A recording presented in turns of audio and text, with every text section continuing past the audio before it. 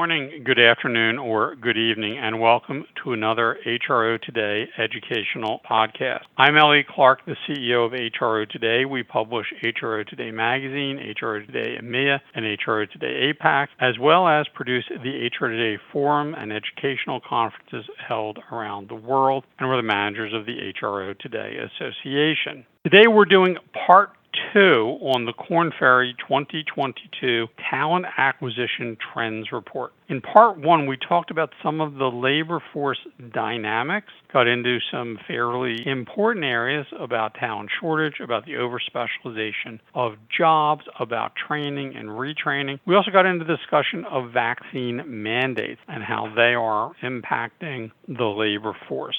Today we're going to be talking a little bit more about, there's the problem. In part 1, we talk about some of the problems. On your screen, you can see the URL where you can download the report. It's a quick read, but full of some very important points. So, in part 2, we're going to be talking about, you got these problems. What are you going to do about it? And try to advise you, our listeners, on strategies and discussions you can have with your hiring managers. We're back with 2 great guests who are our experts from Korn Ferry. We have Susan De La Vega, who has been with Korn Ferry for about 10 years. She's the Vice President of Client Experience. And we're also joined by Florencia Megy, who is the Vice President of Sales and Operations for Latin America. Susan's been with Korn Ferry for about 10 years. Laura has been with them for about 6. So they both come from, longer careers, though I'm not allowed to go into how long. But they both have a wealth of experience working with clients on very large, very complex talent acquisition department solution sets, dealing with these global problems. Both have global perspective. And let me just say, Susan and Flor, welcome to the podcast. Elliot, thank you. I was able to put you guys on the spot a little bit in part 1. Now let's get into part 2. So in our prior podcast on the Korn Ferry 2022 Talent Acquisition Trends Report, we discussed some of these underlying dynamics, driving turnover, creating the quote-unquote talent shortage. We talked about the Great Resignation. Let's now address what the companies can do about it. In talent acquisition and retention are 2 sides of the same coin. We're going to start with talent acquisition. What are some of the things that you folks are recommending to companies that can get people to join? We have a problem with ghosting, as everyone knows, and ensuring they actually show up to that point and that they're onboarded properly. Companies have to really rethink this. Let me start with you, Flor. What are the things that you're suggesting companies do to make sure people actually join when they say, that they show up, and that they onboard them properly? Yeah. So what we're seeing, and I think this is across the globe, this used to be typically a Latin America issue more than in other regions, but now we're seeing it across the board, is compensation. So what we're seeing is that companies are starting to offer long-term incentives for middle and senior management, stock options, sabbaticals. I think, home office or a flexible work schedule has come to stay. I'm not sure if 100% remote, but like Susan said in part 1, 74% of the people in the survey say that they have more energy and focus working from home instead of the office. So I think it's going to be pretty hard to turn back to the 100% time at the office. So I think that's something that definitely needs to be revisited. Also, there's all sorts of benefits that have very big impact, like wellness, on-site childcare, caregiver stipends, time off. People are seeking to have a more balanced and a happier balance between life and work. So I think that what the pandemic came to prove is, you don't need to commute for an hour to get to your job and then an hour back. You can spend that time in quality being at home.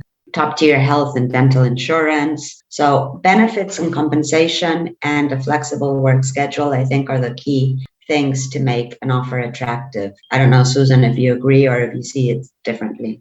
Yeah, we're certainly seeing compensation increase again across the board, and it is global. We're also seeing for the more senior roles, you would often see a sign-on bonus as being typical. We are seeing right down to even the entry-level roles now that a sign-on bonus is becoming just very, very normal. So I think that's been a little bit challenging, and it's increased costs for organizations. And, at this point, I don't think the rate of sale has been able to keep pace. I think that's been challenging. One other thing that we're seeing is There's a real interest in the environmental, social, and governance structures that organizations have in place at the moment. And I've almost seen the rise of a new role. And I don't know if anyone else would agree with this, but I think there's dozens of them advertised right now, which is really looking at either a vice president or a director or a controller. So we're seeing a rise of a new role, which I think is becoming more and more important. Companies who have a clear social and governance structure in place, they're going to see a difference in terms of being able to attract and retain people.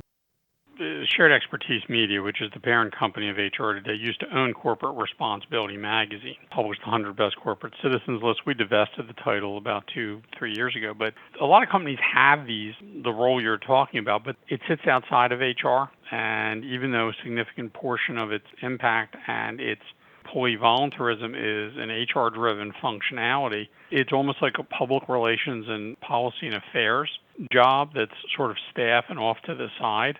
I think you make a valid point about the fact that it needs to be connected to HR more directly. As you think about some of these issues, these are the high-level HR policies. So you're definitely seeing, remote work, PTO or paid time off policies, the wellness benefits, and obviously wage inflation. Are there anything that you guys are recommending to, other than just be realistic, to the heads of HR, the heads of talent acquisition about, sort of reevaluating the dynamics of their salary bands and their policies? Because as we see these kinds of escalations, a lot of corporate comp structures are going to go sideways. So are you trying to work with clients right now as we're seeing wage inflation both up and down, even to some of the lowest levels of semi-skilled labor? What are your clients saying? What are you recommending? And then we'll get into a little more about the hiring manager's role. I think what we're seeing right now, and one of the tools that we have access to, which is hugely powerful, is really understanding how is compensation shifting. And I think your point, Elliot, used to be very much that compensation shifted on an annual basis, and it is shifting faster than that. I think faster than any of us can keep up with right now. So one of the things that we've been doing is producing a lot of market data for our clients. So both anecdotal and factual around their, direct competitors. But we're finding right now that we are advising on market data, looking into competitors' benefits more and more often than we ever had. And it's not an annual cyclical, it's almost monthly at the moment that we're needing to do that. And we're trying to ensure that people are being realistic, as you mentioned, moving with the market as much as they need to. But also we are finding that candidates have kind of gotten wind of some of this, and they're coming back and asking for some crazy salaries. And we're also advising our clients on, look, that is out of line with the market. We wouldn't recommend that. Here's where we believe you would need to go based on market data. And here are some of the things that you can potentially train on or look to do differently with internal employees, or looking at different ways to get that talent in the door, because we are finding that candidates are kind of wised up to this and they're looking at money as the key motivator at the moment. The one thing that you can command is the markets. Right, pricing will do what it does, and you're either going to win or lose candidates. We talked about the role of ESG and some of the high-level policies. Let me pull it down now, because for many of the people in our listening audience, they're talent acquisition professionals and executives. They may or may not be clients of Korn Ferry, another RPO firm, but they're dealing with, something that can be difficult, which is getting hiring managers, line managers to adapt to rapidly changing conditions. And that's what we're living with. Very clear in the Korn Ferry 2022 Talent Acquisition Trends Report. A lot of trends are moving very hard, very fast. And you got to take the hiring managers along. So let's talk about them. What do hiring managers need to recognize about their role, and the manager specifically, in retention of employees? And how should companies look at the areas you just said, like ESG, flexible work schedules, remote office privileges, and internal mobility? What do the managers do to sort of reinforce policies along those areas to make sure that once talent is on board, that they actually stay for a significant tenure? How do we get the managers to do a good job talking about your remote options, talking about working, making sure people feel comfortable taking time to work remotely, making sure that they know about the company's ESG policies, because it's got to be more than an email once in a while from the head office. Basically, the role of leadership overall has shifted, right? With the pandemic and with people working remotely. I think, people got a lot of information from chit chat with their colleagues and the coffee break and the lunchroom. And all that's gone now. And a lot of people have onboarded companies in the pandemic, right? So maybe they've never met anybody face to face, and their leader is the person they know best. So I think that first we need to have an acknowledgement that, if leaders' shadows are always important, nowadays I think that they're even bigger. And not only their shadows, but their light and their direct presence, because they are the main source of information for most people now. So I think that first off is an awareness. Your job has changed. It's no longer what it used to be in terms of making sure people know about these things and counting on HR or corporate to send an email in terms of what the company's policies are. I think that there needs to be like an internal sale in terms of, why is it good to work here? And that was taken care of by other sources before the pandemic hit. But I think that now I'm not sure if hiring managers and leaders are really aware of this. And that's basically the bottleneck, right? If they're not aware, then this is not going to cascade and it's not going to happen. So I think that there needs to be a raise of awareness in terms of, hey, this is what's expected of you now, because otherwise the newly onboarded employees are not going to get it. And like we saw in the survey, and we know, especially for the younger population, stuff like this is integral to their decision-making process and to staying in a company versus going to another one. It's come to a point where they need to feel that their values are super in sync with their company's culture. Whereas 10, 20 years ago, it was, okay, my company's values, my own values, and that was okay. But now they're expecting much more of a communion in terms of values. I agree. I also think that people still fundamentally leave leaders, right? So it's how do we as HR professionals equip those leaders to, engage with a remote population? Do they have the right tools? Do they understand the right cadence? Not everybody is engaging as some. So how are we supporting various leaders to become more engaging remote managers? And then I think another point that we've talked about is this internal mobility piece. So previously I may have, gone to the kitchen and talked with Flor and found out about an opportunity within her team. I can't do that today. And I think that can be quite isolating, and that employees may feel like there are no other options internally. So I think it's also ensuring you've got the right internal mobility platforms in place, real culture change, right? To say, how do we make sure that we'd rather keep that person internally than lose them?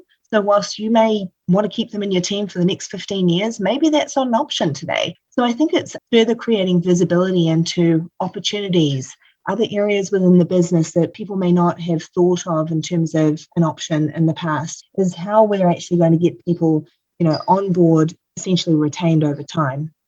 And to that point, as we look at some of these, and you've both made some really very important and stellar points, are there anything in particular the talent acquisition leaders can do to sort of get the hiring managers to listen and really adopt these changing approaches? As you point, leadership changed during the pandemic, and people leave leaders, not brands.